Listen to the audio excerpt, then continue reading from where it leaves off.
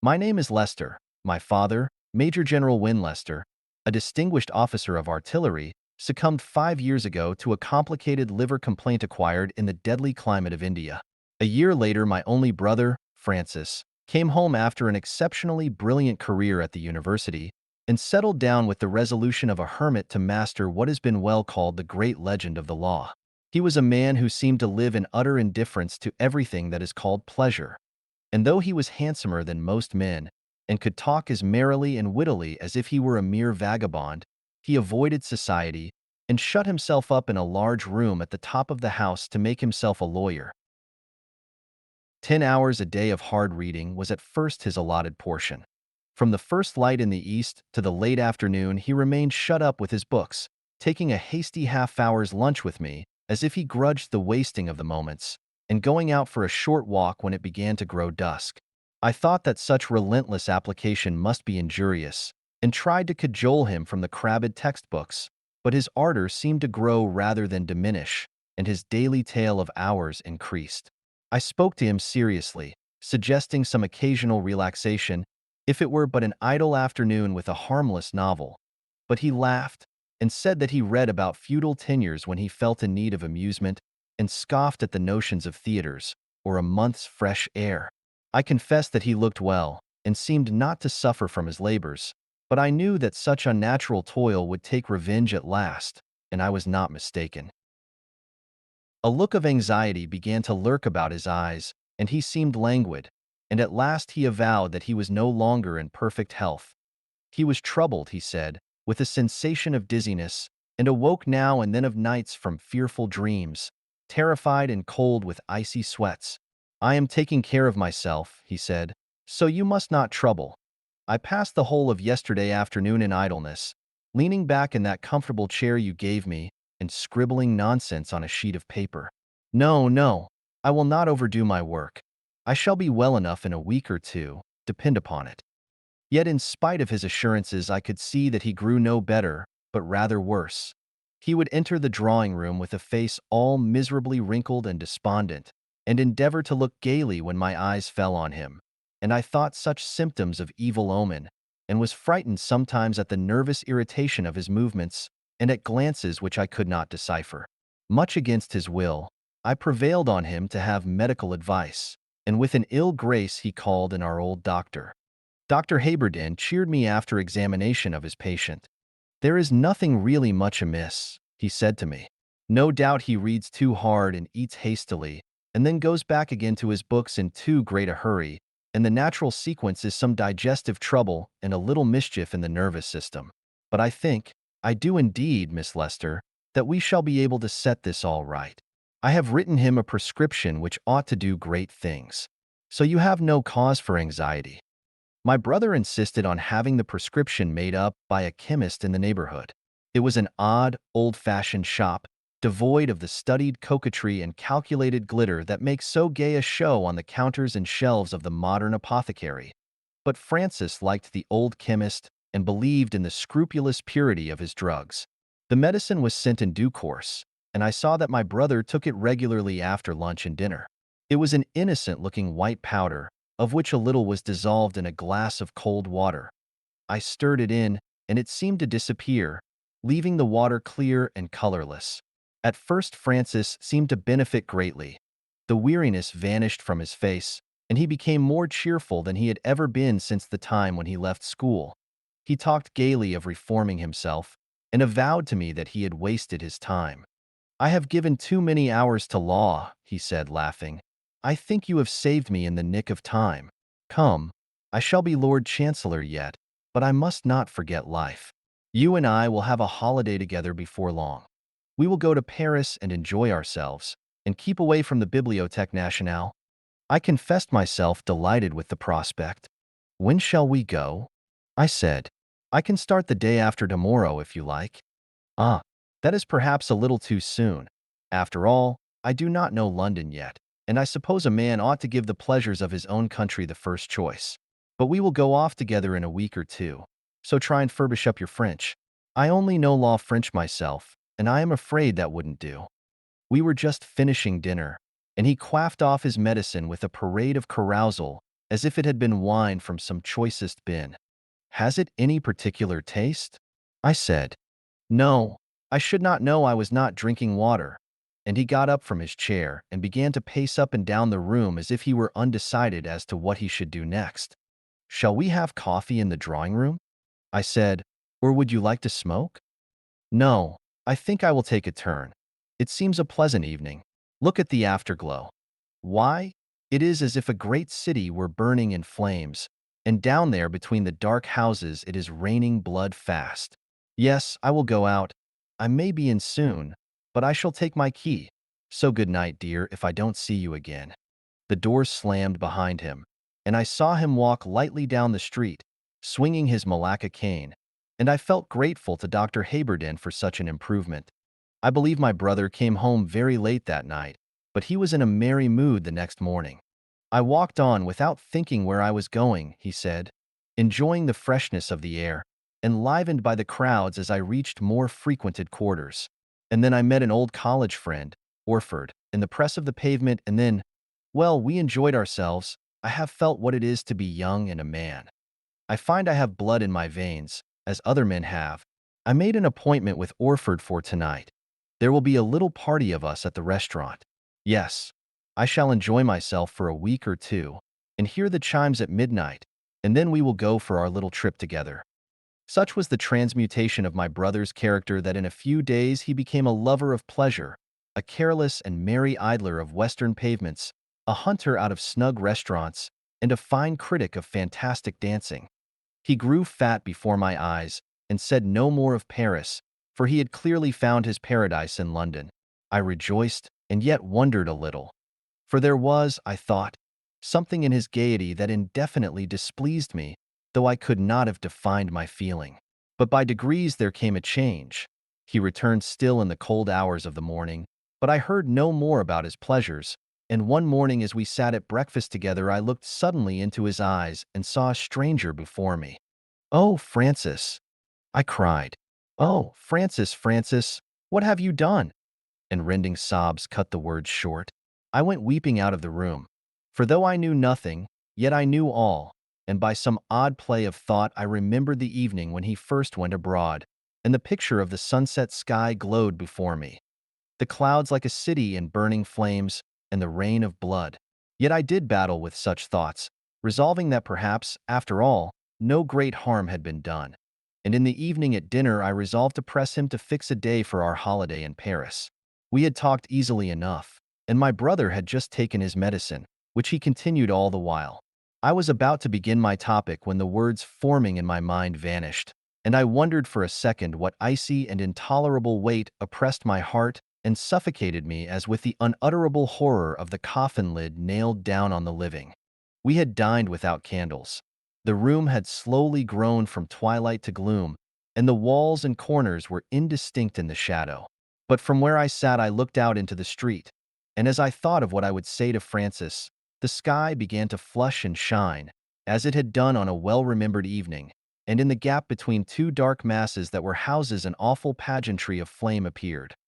Lurid whirls of writhed cloud, and utter depths burning, gray masses like the fume blown from a smoking city, and an evil glory blazing far above shot with tongues of more ardent fire, and below as if there were a deep pool of blood.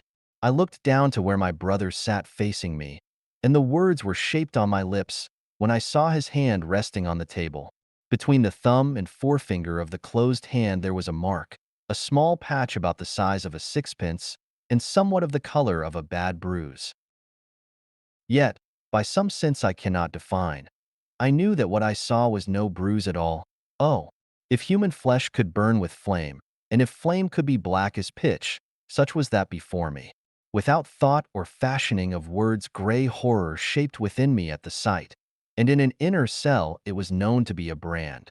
For the moment the stained sky became dark as midnight, and when the light returned to me I was alone in the silent room, and soon after I heard my brother go out.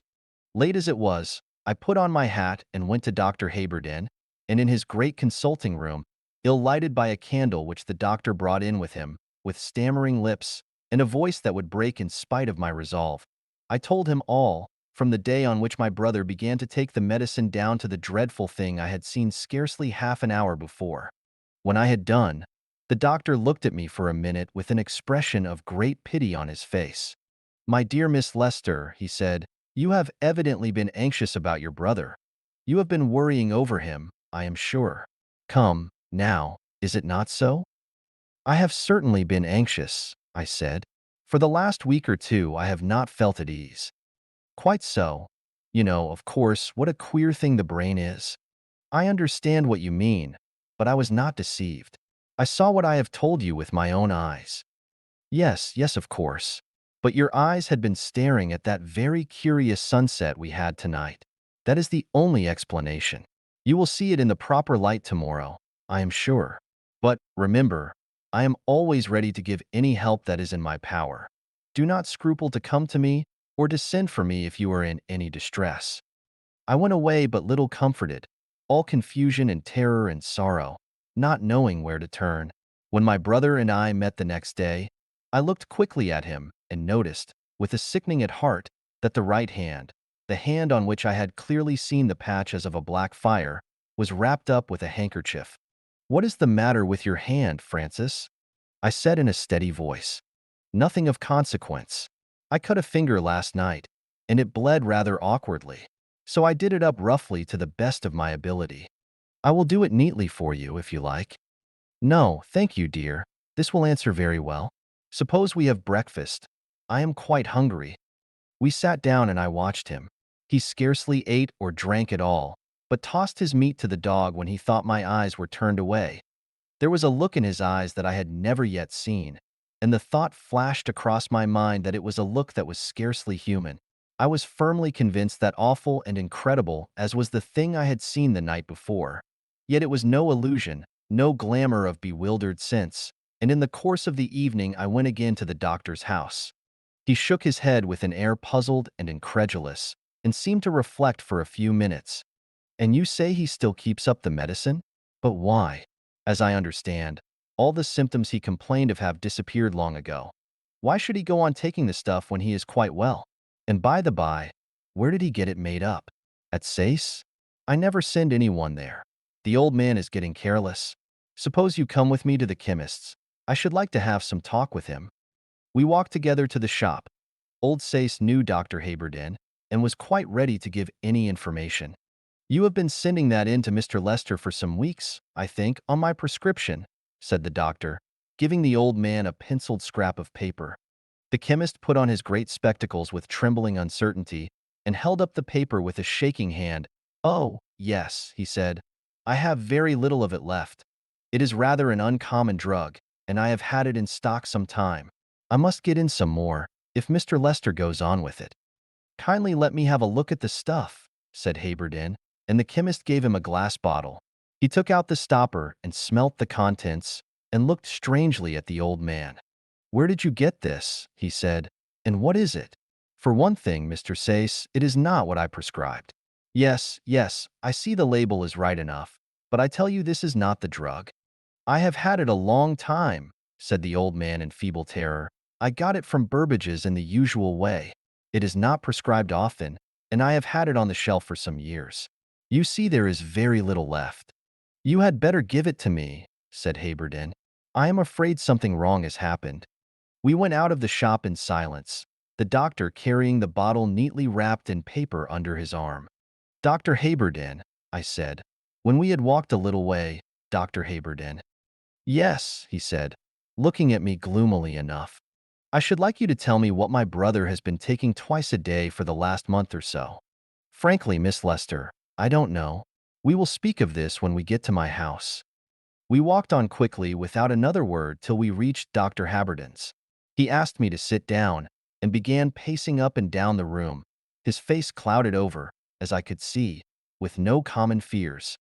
"Well," he said at length, "this is all very strange. It is only natural that you should feel alarmed, and I must confess that my mind is far from easy. We will put aside, if you please, what you told me last night and this morning. But the fact remains that for the last few weeks Mr. Lester has been impregnating his system with a drug which is completely unknown to me. I tell you, it is not what I ordered. and what the stuff in the bottle really is remains to be seen. He undid the wrapper and cautiously tilted a few grains of the white powder onto a piece of paper and peered curiously at it. Yes, he said, it is like the sulfate of quinine, as you say. It is flaky, but smell it. He held the bottle to me, and I bent over it. It was a strange, sickly smell, vaporous and overpowering, like some strong anesthetic. I shall have it analyzed, said Haberden. I have a friend who has devoted his whole life to chemistry as a science. Then we shall have something to go upon. No, no, say no more about that other matter. I cannot listen to that. And take my advice and think no more about it yourself? That evening my brother did not go out as usual after dinner. I have had my fling, he said with a queer laugh, and I must go back to my old ways. A little law will be quite a relaxation after so sharp a dose of pleasure. And he grinned to himself, and soon after went up to his room. His hand was still all bandaged. Dr. Haberden called a few days later. I have no special news to give you, he said. Chambers is out of town, so I know no more about that stuff than you do. But I should like to see Mr. Lester, if he is in. He is in his room, I said. I will tell him you are here. No, no, I will go up to him. We will have a little quiet talk together. I dare say that we have made a good deal of fuss about a very little. For, after all, whatever the powder may be, it seems to have done him good. The doctor went upstairs, and standing in the hall I heard his knock and the opening and shutting of the door. And then I waited in the silent house for an hour, and the stillness grew more and more intense as the hands of the clock crept round. Then there sounded from above the noise of a door shut sharply, and the doctor was coming down the stairs. His footsteps crossed the hall, and there was a pause at the door. I drew a long, sick breath with difficulty, and saw my face white in a little mirror, and he came in and stood at the door. There was an unutterable horror shining in his eyes. He steadied himself by holding the back of a chair with one hand. His lower lip trembled like a horse's, and he gulped and stammered unintelligible sounds before he spoke. I have seen that man, he began in a dry whisper. I have been sitting in his presence for the last hour. My God, and I am alive and in my senses. I, who have dealt with death all my life, and have dabbled with the melting ruins of the earthly tabernacle. But not this, oh, not this. And he covered his face with his hands, as if to shut out the sight of something before him. Do not send for me again, Miss Lester, he said with more composure. I can do nothing in this house. Goodbye. As I watched him totter down the steps and along the pavement towards his house, it seemed to me that he had aged by 10 years since the morning. My brother remained in his room. He called out to me in a voice I hardly recognized that he was very busy and would like his meals brought to his door and left there, and I gave the order to the servants. From that day, it seemed as if the arbitrary conception we call time had been annihilated for me. I lived in an ever-present sense of horror, going through the routine of the house mechanically and only speaking a few necessary words to the servants. Now and then I went out and paced the streets for an hour or two and came home again. But whether I were without or within, my spirit delayed before the closed door of the upper room and, shuddering, waited for it to open. I have said that I scarcely reckoned time, but I suppose it must have been a fortnight after Dr. Haberden's visit that I came home from my stroll a little refreshed and lightened. The air was sweet and pleasant, and the hazy form of green leaves, floating cloud-like in the square, and the smell of blossoms, had charmed my senses, and I felt happier and walked more briskly. As I delayed a moment at the verge of the pavement, waiting for a van to pass by before crossing over to the house, I happened to look up at the windows, and instantly there was the rush and swirl of deep cold waters in my ears. My heart leapt up and fell down, down as into a deep hollow, and I was amazed with a dread and terror without form or shape. I stretched out a hand blindly through the folds of thick darkness, from the black and shadowy valley, and held myself from falling, while the stones beneath my feet rocked and swayed and tilted, and the sense of solid things seemed to sink away from under me. I had glanced up at the window of my brother's study, and at that moment the blind was drawn aside, and something that had life stared out into the world. Nay, I cannot say I saw a face or any human likeness. A living thing, Two eyes of burning flame glared at me, and they were in the midst of something as formless as my fear, the symbol and presence of all evil and all hideous corruption. I stood shuddering and quaking as with the grip of ague, sick with unspeakable agonies of fear and loathing, and for 5 minutes I could not summon force or motion to my limbs. When I was within the door, I ran up the stairs to my brother's room and knocked. "Francis, Francis," I cried, "for heaven's sake, answer me. What is the horrible thing in your room? Cast it out, Francis. Cast it from you." I heard a noise as of feet shuffling slowly and awkwardly, and a choking, gurgling sound, as if someone was struggling to find utterance, and then the noise of a voice, broken and stifled, and words that I could scarcely understand. "There is nothing here," the voice said. "Pray do not disturb me. I am not very well today." I turned away, horrified, and yet helpless. I could do nothing, and I wondered why Francis had lied to me, for I had seen the appearance beyond the glass too plainly to be deceived, though it was but the sight of a moment. And I sat still, conscious that there had been something else, something I had seen in the first flash of terror, before those burning eyes had looked at me. Suddenly I remembered. As I lifted my face, the blind was being drawn back, and I had had an instant's glance of the thing that was moving it, and in my recollection I knew that a hideous image was engraved forever on my brain. It was not a hand. There were no fingers that held the blind, but a black stump pushed it aside. The moldering outline and the clumsy movement as of a beast's paw had glowed into my senses before the darkling waves of terror had overwhelmed me as I went down quick into the pit. My mind was aghast at the thought of this, and of the awful presence that dwelt with my brother in his room. I went to his door and cried to him again, but no answer came. That night one of the servants came up to me and told me in a whisper that for 3 days food had been regularly placed at the door and left untouched. The maid had knocked but had received no answer. She had heard the noise of shuffling feet that I had noticed. Day after day went by, and still my brother's meals were brought to his door and left untouched. And though I knocked and called again and again, I could get no answer. The servants began to talk to me. It appeared they were as alarmed as I.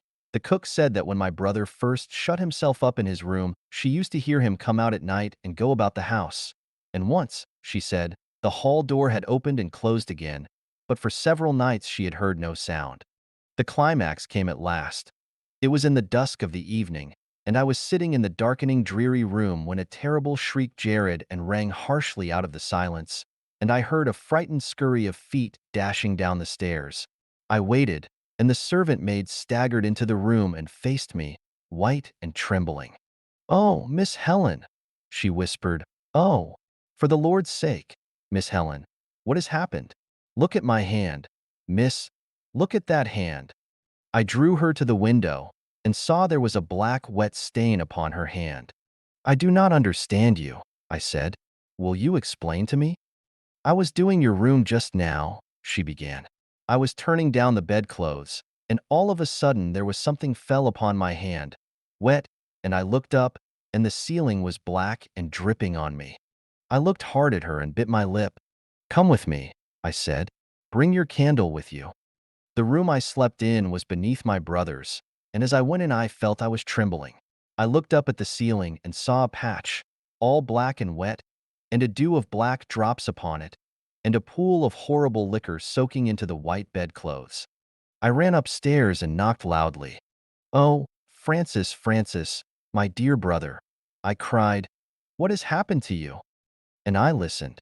There was a sound of choking, and a noise like water bubbling and regurgitating, but nothing else, and I called louder, but no answer came. In spite of what Dr. Haberden had said, I went to him. With tears streaming down my cheeks, I told him all that had happened, and he listened to me with a face set hard and grim. "For your father's sake," he said at last, "I will go with you, though I can do nothing." We went out together. The streets were dark and silent, and heavy with heat and a drought of many weeks.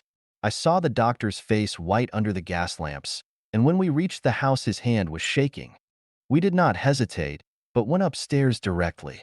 I held the lamp, and he called out in a loud, determined voice, "Mr. Lester, do you hear me? I insist on seeing you. Answer me at once. /N." There was no answer, but we both heard that choking noise I have mentioned. Mr. Lester, I am waiting for you. Open the door this instant, or I shall break it down. And he called a third time in a voice that rang and echoed from the walls. Mr. Lester, for the last time I order you to open the door. Ah, he said, after a pause of heavy silence, we are wasting time here. Will you be so kind as to get me a poker, or something of the kind? I ran into a little room at the back where odd articles were kept and found a heavy adze-like tool that I thought might serve the doctor's purpose. Very good, he said. That will do, I dare say. I give you notice, Mr. Lester, he cried loudly at the keyhole, that I am now about to break into your room. Then I heard the wrench of the adze, and the woodwork split and cracked under it. With a loud crash, the door suddenly burst open, and for a moment we started back aghast at a fearful screaming cry, no human voice, but as the roar of a monster, that burst forth inarticulate and struck at us out of the darkness. Hold the lamp, said the doctor, and we went in and glanced quickly round the room. There it is, said Dr. Haberden, drawing a quick breath. Look in that corner. I looked, and a pang of horror seized my heart as with a white-hot iron.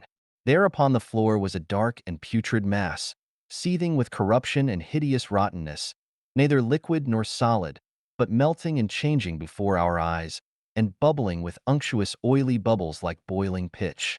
And out of the midst of it shone two burning points like eyes, and I saw a writhing and stirring as of limbs, and something moved and lifted up what might have been an arm.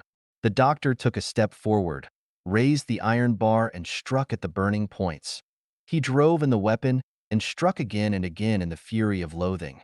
A week or two later, when I had recovered to some extent from the terrible shock, Dr. Haberden came to see me.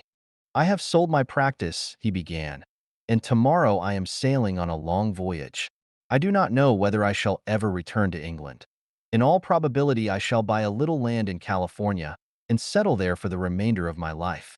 I have brought you this packet, which you may open and read when you feel able to do so. It contains the report of Dr. Chambers on what I submitted to him. Goodbye, Miss Lester, goodbye. When he was gone, I opened the envelope. I could not wait, and proceeded to read the papers within. Here is the manuscript, and if you will allow me, I will read you the astounding story it contains. My dear Haberden, the letter began. I have delayed inexcusably in answering your questions as to the white substance you sent me.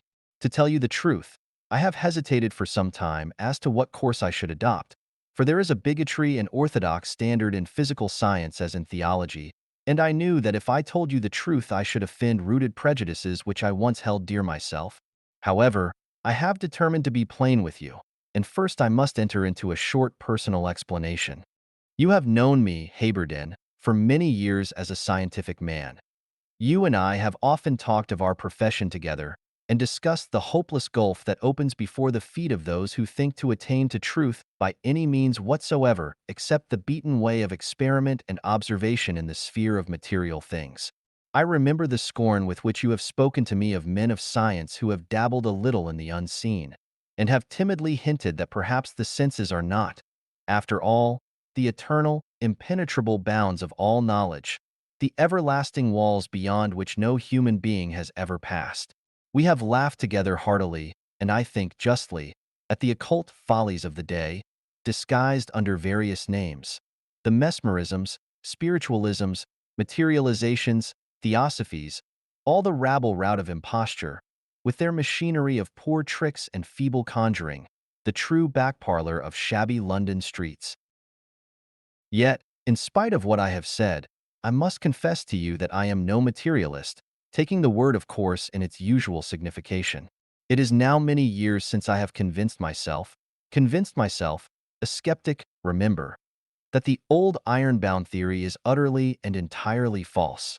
Perhaps this confession will not wound you so sharply as it would have done 20 years ago, for I think you cannot have failed to notice that for some time hypotheses have been advanced by men of pure science which are nothing less than transcendental, and I suspect that most modern chemists and biologists of repute would not hesitate to subscribe the dictum of the old schoolman, omnia exeunt in mysterium, which means, I take it, that every branch of human knowledge, if traced up to its source and final principles, vanishes into mystery. I need not trouble you now with a detailed account of the painful steps which led me to my conclusions. A few simple experiments suggested a doubt as to my then standpoint, and a train of thought that rose from circumstances comparatively trifling brought me far.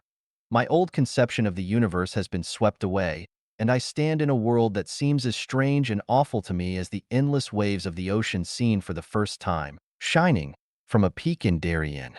Now I know that the walls of sense that seemed so impenetrable, that seemed to loom up above the heavens and to be founded below the depths, and to shut us in for evermore, are no such everlasting impassable barriers as we fancied, but thinnest and most airy veils that melt away before the seeker, and dissolve as the early mist of the morning about the brooks.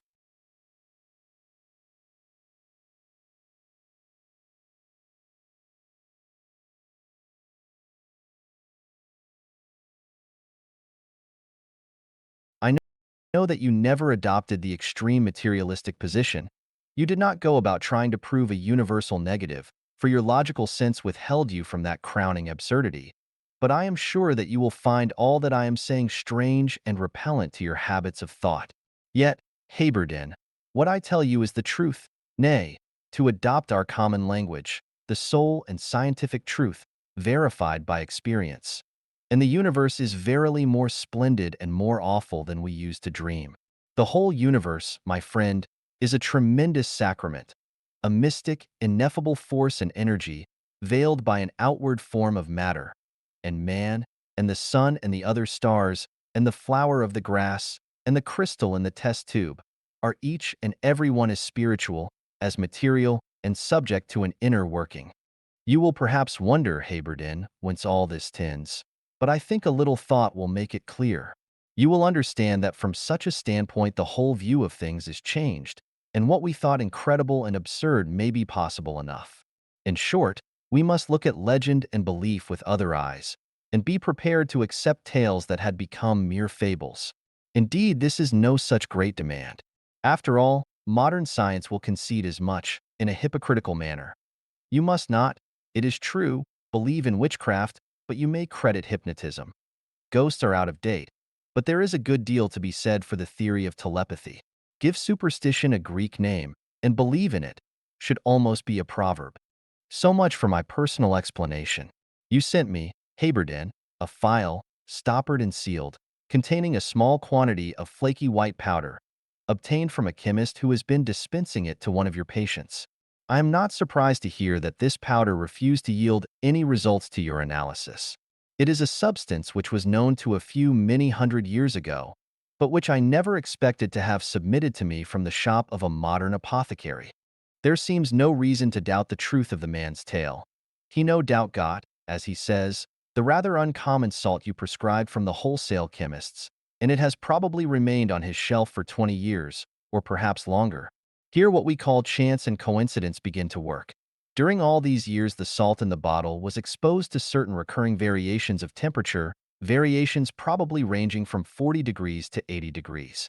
And, as it happens, such changes, recurring year after year at irregular intervals, and with varying degrees of intensity and duration, have constituted a process, and a process so complicated and so delicate that I question whether modern scientific apparatus directed with the utmost precision could produce the same result. The white powder you sent me is something very different from the drug you prescribed. It is the powder from which the wine of the Sabbath, the vinum sabbati, was prepared. No doubt you have read of the witches' Sabbath, and have laughed at the tales which terrified our ancestors, the black cats and the broomsticks, and dooms pronounced against some old woman's cow. Since I have known the truth, I have often reflected that it is on the whole a happy thing that such burlesque as this is believed, for it serves to conceal much that it is better should not be known generally. However, if you care to read the appendix to Payne Knight's monograph, you will find that the true Sabbath was something very different, though the writer has very nicely refrained from printing all he knew.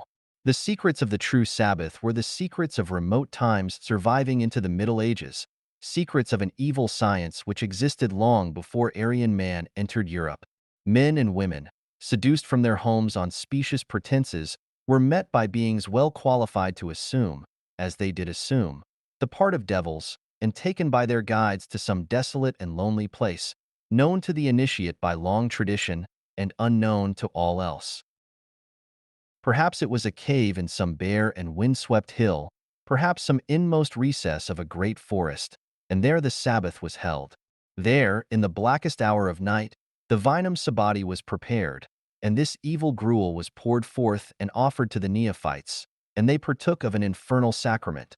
Cementis calicem principis inferorum, as an old author well expresses it. And suddenly, each one that had drunk found himself attended by a companion, a share of glamour and unearthly allurement, beckoning him apart to share in joys more exquisite, more piercing than the thrill of any dream, to the consummation of the marriage of the Sabbath. It is hard to write of such things as these, and chiefly because that shape that allured with loveliness was no hallucination, but, awful as it is to express, the man himself. By the power of that Sabbath wine, a few grains of white powder thrown into a glass of water, the house of life was riven asunder and the human trinity dissolved, and the worm which never dies, that which lies sleeping within us all, was made tangible and an external thing, and clothed with a garment of flesh. And then, in the hour of midnight, the primal fall was repeated and represented, and the awful thing veiled in the mythos of the tree in the garden was done anew. Such was the nuptii sabati. I prefer to say no more. You, Haberdin, know as well as I do that the most trivial laws of life are not to be broken with impunity. And for so terrible an act as this, in which the very inmost place of the temple was broken open and defiled, a terrible vengeance followed. What began with corruption ended also with corruption. Underneath is the following in Dr. Haberdin's writing. The whole of the above is unfortunately strictly and entirely true. Your brother confessed all to me on that morning when I saw him in his room. My attention was first attracted to the bandaged hand, and I forced him to show it to me. What I saw made me, a medical man of many years' standing, grow sick with loathing, and the story I was forced to listen to was infinitely more frightful than I could have believed possible. It has tempted me to doubt the eternal goodness which can permit nature to offer such hideous possibilities. And if you had not with your own eyes seen the end, I should have said to you, disbelieve it all. I have not, I think, many more weeks to live, but you are young and may forget all this. Joseph Haberdin, M.D. In the course of 2 or 3 months, I heard that Dr. Haberdin had died at sea shortly after the ship left England. The end.